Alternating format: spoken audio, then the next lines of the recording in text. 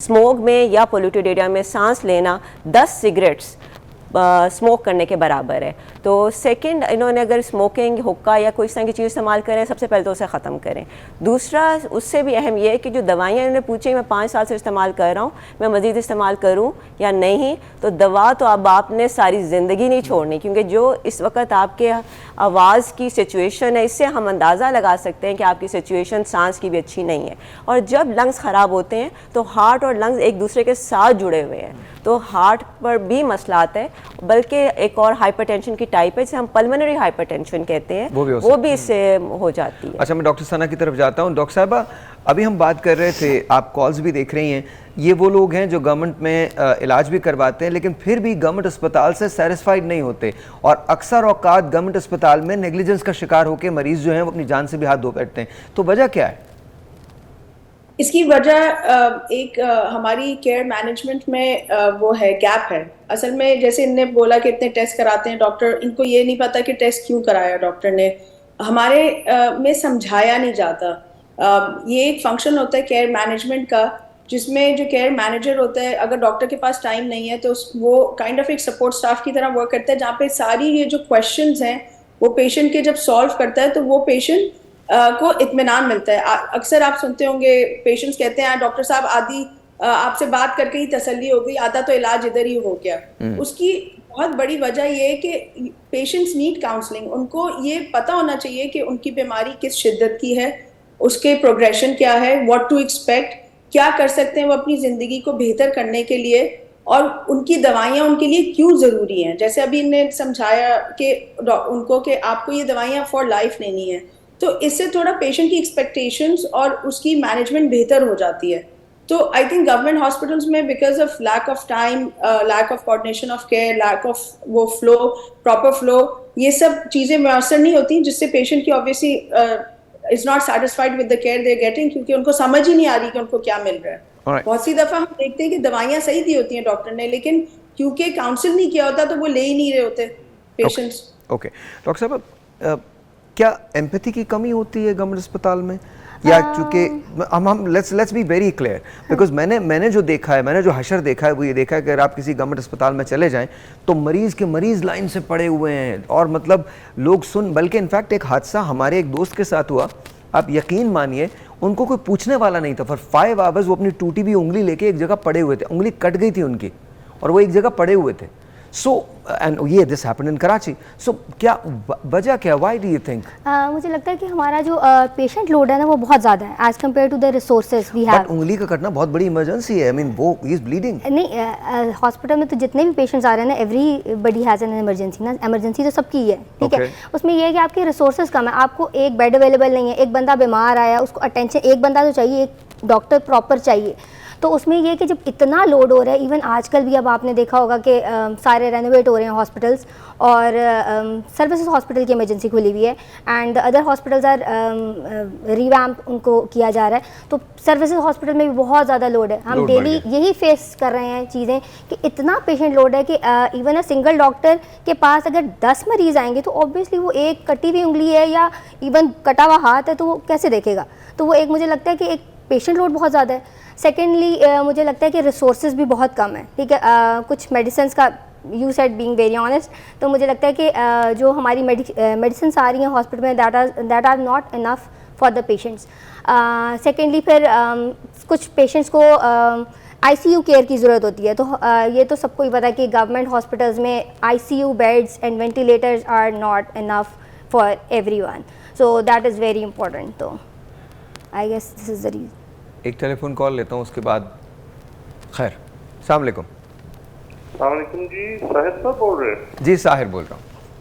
अच्छा साहिर साहब, ये मुझे स्टेंट्स पड़े थे 2016 में, 4 स्टेंट्स पड़े थे, ठीक है। तो अभी मेरा प्रॉब्लम यही है, जो आपके पुराने कॉलर ने भी कहा था कि उनका हाथ और पाँव नमनेस होती है, सो जाते हैं। तो इसका जवाब नहीं डॉक्टर साहब ने अभी दिया, जरा इसका जवाब लेके दे दें, क्यों ये नमनेस होती है? جی، جو شوگر کے تمام مریض ہیں وہ یہ سن لیں کہ ان کے اعصاب اس سے متاثر ہوتے ہیں شوگر سے، اس لیے سب سے اہم چیز آپ نے شوگر کا کنٹرول کرنا ہے۔ دوسرا وائٹامن کا اس میں بہت بڑا رول ہے، اسپیشلی وائٹامن B12 جو کہ مختلف ناموں سے مارکیٹ میں اویلیبل ہے۔ اور تھرڈ، ایسی ادویات موجود ہیں جس سے یہ سونے کا عمل رک جاتا ہے، ادروائز پھر آہستہ آہستہ یہ عمل اتنا زیادہ ہو جاتا ہے کہ بالکل کسی قسم کی بھی حس اس میں نہیں رہتی اور معلوم نہیں ہوتا ہے کہ جوتا اتر گیا ہے یا پہنا ہوا ہے۔ ایون جوتے کے اندر کوئی مسئلہ ہو، جوتا لگنے کی وجہ سے زخم آ جاتا ہے، پھر وہ زخم ہیل نہیں کرتا اور اس کی وجہ سے پھر ان کو ڈائبیٹک فٹ ڈیولپ ہوتا ہے جس میں پس پڑ جاتی ہے، اور کئی ایسے بھی ہمیں دیکھے ہیں جن کو کاٹنا پڑتا تو ہے۔ یہ لیٹ می گیٹ دس، آپ یہ کہہ رہی ہیں کہ اگر B12 لے لیا جائے تو اس سے ہاتھ پاؤں کے سن ہونے کی شکایت ختم ہو سکتی ہے؟ بہتر ہو جاتی ہے، اور ایسی دوائیاں بھی موجود ہیں جس سے یہ ٹھیک ہو جاتے ہیں، لیکن وہ دوائیاں ہمیشہ ڈاکٹر ایگزامینیشن کے بعد دیتا ہے، لیکن B12 تو یہ خود لے سکتے ہیں۔ یہ اچھا، آپ B12 خود لے لیجئے، دیکھیے کہ کیا ہوتا ہے، اور اگر نہیں یہ پرابلم ریکٹیفائی ہوتی تو پھر ضرور کسی ڈاکٹر سے، اپنے جو آپ کے ہارٹ اسپیشلسٹ ہیں ان سے ضرور مشورہ کیجیے۔ ایشو جو ہے وہ خاصا گمبھیر ہے۔ میں صرف اتنا کہنا چاہتا ہوں، اور اس کے بعد ہم بات کریں گے، میں صرف اتنا کہنا چاہتا ہوں کہ اگر ہم کو ہاسپٹل میں زیادہ بیڈز دینے ہیں، میں نے تو ہمارے ملک میں نے سبھی کچھ دیکھا ہے۔ میں جب پاکستان میں آیا تھا آج سے 18 سال پہلے، تو اکثر لوگ مجھ سے پوچھا کرتے تھے آپ اتنے سال باہر رہے، آپ کو اردو کیسے آتی ہے؟ تو میں نے ہمیشہ ایک بات کہتا تھا کہ میں پاکستان سے گیا تھا، پاکستان مجھ میں سے کبھی نہیں گیا، تو میری تو سمجھ میں یہ باتیں نہیں آ سکتی نا۔ دوسری بات، 17 گریڈ کے افسر ہوں، 18 گریڈ کے افسر ہوں، 19 گریڈ کے افسر ہوں، جو مراعات ہم ان لوگوں کو دیتے ہیں کیوں دی گئی ہیں گورنمنٹ سے؟ بڑے بڑے گھر ملے ہوئے ہیں، بڑی بڑی گاڑیاں ملی ہوئی ہیں، بند کریں سب۔ کیا دنیا کے جتنے ترقی یافتہ ممالک ہیں وہاں سب کچھ یہ ہوتا ہے؟ نہیں، یہ وہ کمپلیکسز ہیں جو 1947 سے پہلے تھے اور آج تم ان کو کیری کر کے چلتے ہیں۔ میں ہیومن بیہیویئر میں ایک بات پڑھائی جاتی ہے، انفیریورٹی کمپلیکس جو ہے وہ ظاہر ہے ایگزسٹ کرتا ہے، لیکن آپ کو پتہ ہے انفیریورٹی کمپلیکس کی سب سے بری شکل کیا ہے؟ Superiority complex. سپیریورٹی کمپلیکس جو ہے وہ انفیریورٹی کمپلیکس کی سب سے بری شکل ہے جو ہمارے یہاں ایگزسٹ کر رہا ہے۔ ہمارے ہاں 2 قانون ہیں، 2 اسپتال ہیں، ہر چیز 2 ہیں، ایک وہ ان کے لیے جو اشرافیہ ہے اور ایک ان کے لیے جو باقی لوگ ہیں۔ ہم اس کو جتنا بھی شوگر کوٹ کر لیں، لیٹس آل سٹ here and let's pretend that every thing is okay. میں جب سے بڑا ہوا ہوں اس ملک میں نے ہمیشہ یہی بات سنی ہے کہ آنے والے دن بہت اچھے ہوں گے، چند دن کے بعد یہ چیز تبدیل ہو جائے گی، چند سالوں کے بعد یہ چیز تبدیل ہو جائے گی۔ میں نے بہت ساری کمپنیز کو یہاں آتے ہوئے دیکھا ہے، یہاں سے جاتے ہوئے دیکھا ہے۔